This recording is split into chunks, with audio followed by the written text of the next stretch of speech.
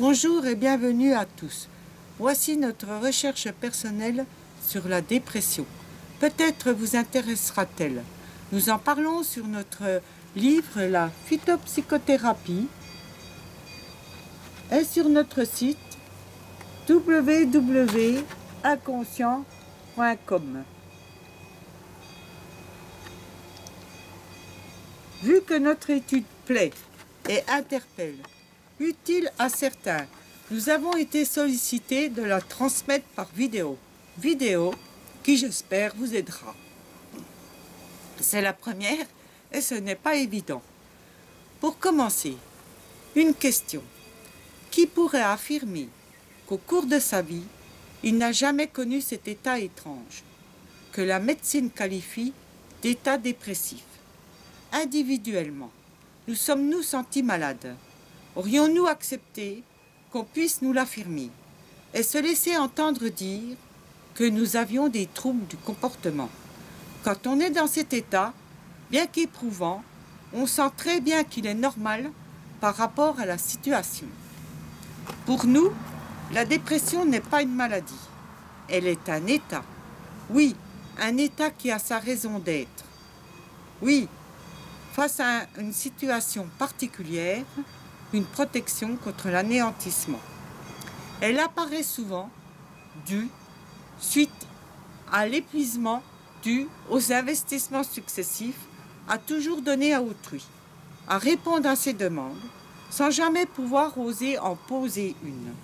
À un moment, il y a la goutte de trop qui fait déborder le vase, le déclencheur de la dépression. Il faudrait dans ce cas, si c'est possible, essayer de se poser d'autres questions. Y avons-nous pensé seulement à quelques investissements successifs? Un avion qui passe. Nous préférons tous y échapper à notre réponse, car s'y arrêter, c'est en mesurer le poids, la charge si vous préférez. Posons-nous peut-être encore une question, une autre encore. Où est-ce que nous nous sommes le plus investis? Ou bien, où est-ce que nous nous sommes le plus investis? Dans un passé récent ou plus lointain? Laissons aller notre pensée. Vous allez me dire, mais c'est tout le temps que je m'investis. Mais voilà, il y a certainement eu un investissement plus conséquent. Cherchons.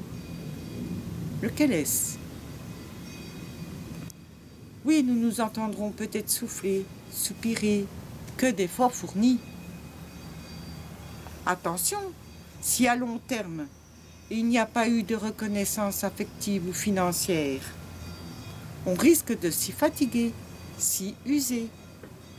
Si on y a pris plaisir, il peut arriver parfois qu'il soit dur de toujours donner à autrui.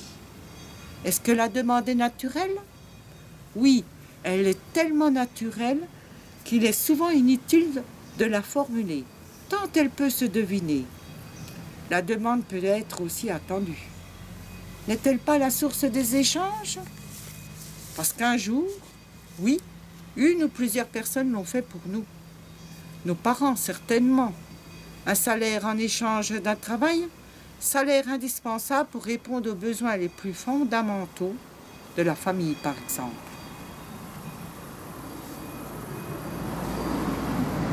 Elles, ces personnes, étaient aussi dans l'espoir de recevoir en échange ce qui leur a toujours manqué, sans connaître ce qui manque réellement. Donner ce qui semble toujours être donné, demander, l'indispensable à tout être humain. Un beau lapsus là que j'ai fait. La reconnaissance, oui. Nous sommes-nous sentis toujours reconnus dans les efforts que nous avons fournis? Oui, assez, non, pas assez, pas du tout. Rassurons-nous, la dépression n'a rien à voir avec un manque de caractère. Elle touche souvent ceux qui en ont eu beaucoup. Oui, c'est donc tout à fait normal. Une pause, la dépression.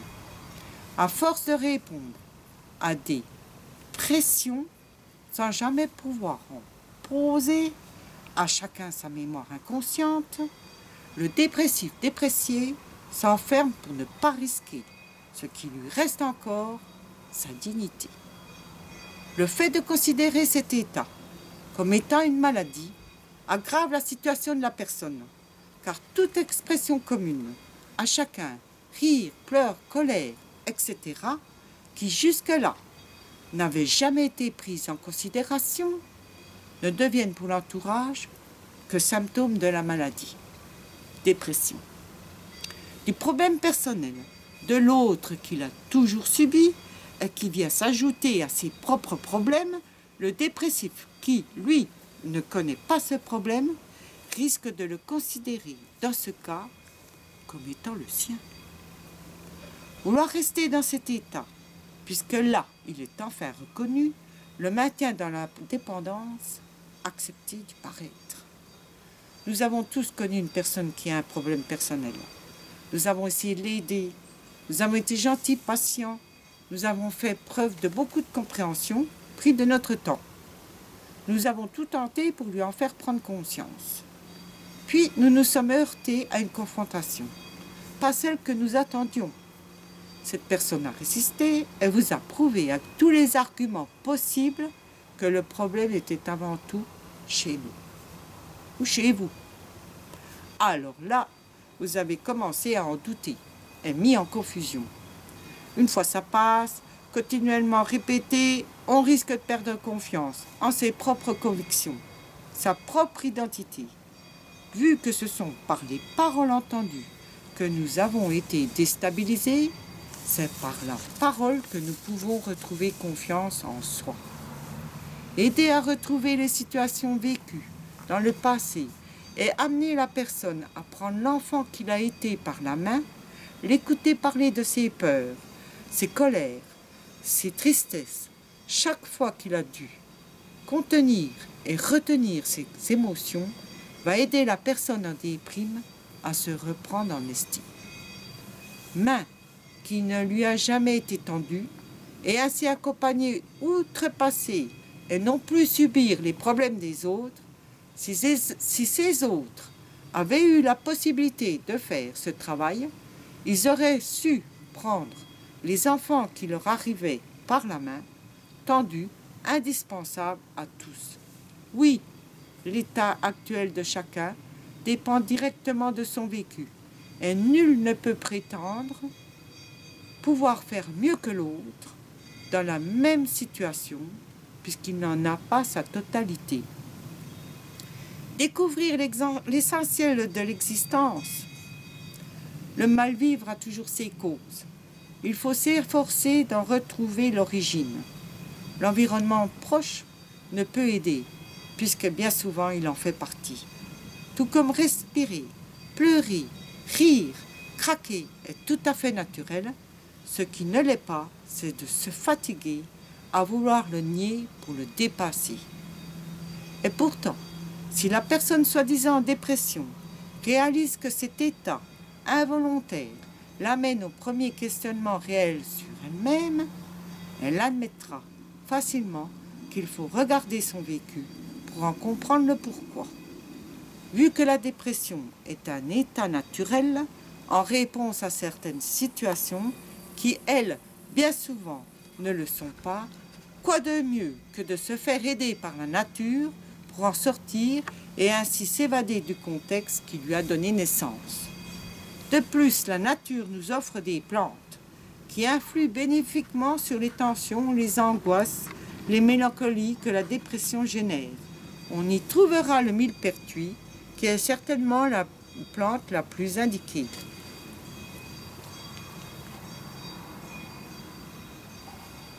Un peu plus. C'est bon.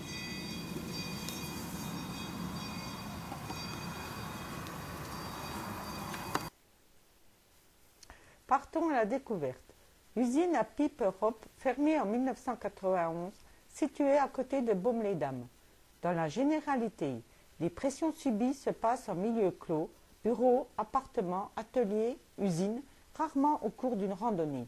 Aller dans la nature permet de sortir de ces contextes fermés. La lumière naturelle, le soleil, exerce des actions bénéfiques sur le monde du vivant. Les milieux naturels reflètent l'image de notre propre nature que tout fait oublier dans nos civilisations.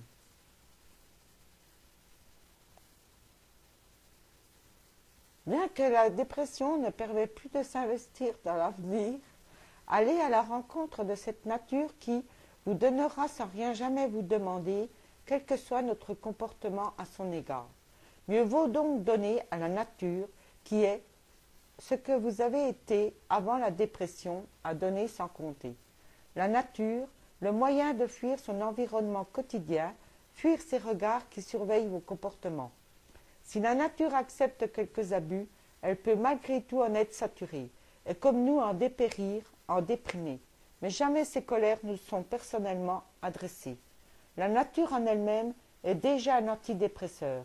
Elle permet le relâchement et la redécouverte de la liberté de bouger et de penser sans jamais juger. La nature permet aussi à elle seule la décompression. C'est le meilleur endroit pour dépresser, se débarrasser des pressions. Vous pouvez y rire, y pleurer, y parler, y crier sans restriction, sans jugement. Toujours à nu, elle est le miroir de notre intimité. Intimité que la dépression permet de protéger des regards intolérants par le repli sur soi-même. Mais il est difficile de soigner le corps, quand l'esprit n'en a pas réellement l'envie. Oui, vous donnerez encore aux professionnels et à la science la prise en charge de votre propre santé. Reprenez-en donc une petite part. C'est la raison pour laquelle nous vous encourageons à accueillir et à préparer vos propres traitements naturels. Les médicaments antidépresseurs sont prescrits trop systématiquement aux personnes qui souffrent de dépression, des troubles de l'humeur. Il a été formellement reconnu que leur prescription augmenterait les risques de suicide. Aujourd'hui, l'Allemagne est l'un des pays précurseurs du retour aux soins par les plantes. Les chercheurs allemands furent les premiers à réhabiliter le millepertuis et d'attester l'efficacité de la plante contre la dépression. Le millepertuis est considéré comme un Prozac naturel et s'avère plus efficace sur la durée que l'antidépresseur de référence et comporte moins de risques de rechute. Grâce à ces différents composants, la plante stimule la production de mélatonine, une hormone qui favorise le sommeil. Cette plante peut être très efficace pour soigner les troubles de la ménopause chez la femme, comme atténuer ou faire disparaître les symptômes comme les bouffées de chaleur, transpiration, palpitations. Elle contribue également à diminuer la sécheresse vaginale. Les périodes prémenstruelles seraient beaucoup moins appréhendées par les femmes grâce à son emploi. Des études sont en cours. Le millepertuis agirait sur les troubles obsessionnels compulsifs. Il est à souligner que sa teneur en propriétés antivirales le désigne dans le traitement du sida. D'ailleurs, il est prescrit en complément dans certains pays. Le millepertuis pousse souvent là où du bois a été abattu, à la lisière des forêts, dans les prés secs. On le rencontre souvent dans les talus, au bord des routes. Nous constatons avec tristesse qu'il se raréfie. Espèce en voie de disparition. Il y a utilité à transmettre la reconnaissance de cette plante aux propriétés multiples. Celui-ci est appelé millepertuis commun. Il en existe plusieurs espèces, millepertuis à 4 ailes, millepertuis velu, millepertuis élégant, etc. Les propriétés sont quasiment identiques. Il fleurit de juin à octobre et peut mesurer de 30 cm à 1 mètre. Nous pouvons observer ces belles fleurs jaunes à 5 pétales séparés, fleurs que l'on cueille pour la tisane et avec lesquelles on fait de l'huile de millepertuis qui est célèbre dans l'art de guérir les brûlures, blessures, écorchures et piqûres d'insectes. Nous en donnons la fabrication sur notre site www.inconscient.com. Vous pouvez y poser des questions, des suggestions sur notre forum ou prendre directement contact sur le lien correspondant.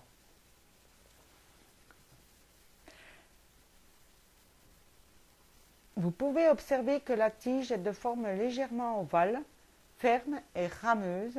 Elle est munie sur toute sa longueur de 2 lignes latérales, saillantes, faiblement prononcées et porte des feuilles entières, opposées et ovales. Les feuilles sont ovales, allongées et opposées. La particularité de ces feuilles est qu'elles semblent être percées d'une multitude de petits trous. C'est d'ailleurs pour ça qu'on l'appelle millepertuis, car 1000 trous. En fait, ces trous n'en sont pas. Ce sont des poches qui contiennent son huile essentielle. Les fleurs en contiennent aussi. Les fleurs contiennent un colorant qui devient rouge quand elles sont exposées quelques jours dans de l'huile au soleil. Aujourd'hui, on trouve du millepertuis en pharmacie, en vente libre, mais pas en libre accès. C'est-à-dire qu'il est vendu sans ordonnance, mais qu'il n'est pas dans les rayons accessibles aux clients. Quelques recommandations. Avant de changer de traitement, ne pas interrompre son traitement chimique du jour au lendemain. Diminuer progressivement pour éviter le syndrome de sevrage. Il est recommandé de ne pas absorber du millepertuis en même temps qu'un antidépresseur moderne, car le millepertuis interagit et contrecarre les antidépresseurs chimiques. Donc mieux vaut attendre même après l'arrêt de votre antidépresseur un certain temps, afin de permettre à votre organisme d'éliminer les résidus du traitement chimique. Revenons aux fleurs à 5 pétales. Vous pouvez apercevoir qu'elles sont lisses d'un côté et crantées de l'autre comme des ailes d'oiseaux. Quand on les froisse dans ses doigts, on peut s'apercevoir que l'huile essentielle qui se dégage prend une couleur rouge, celle qu'on retrouve dans l'huile où macèrent les fleurs.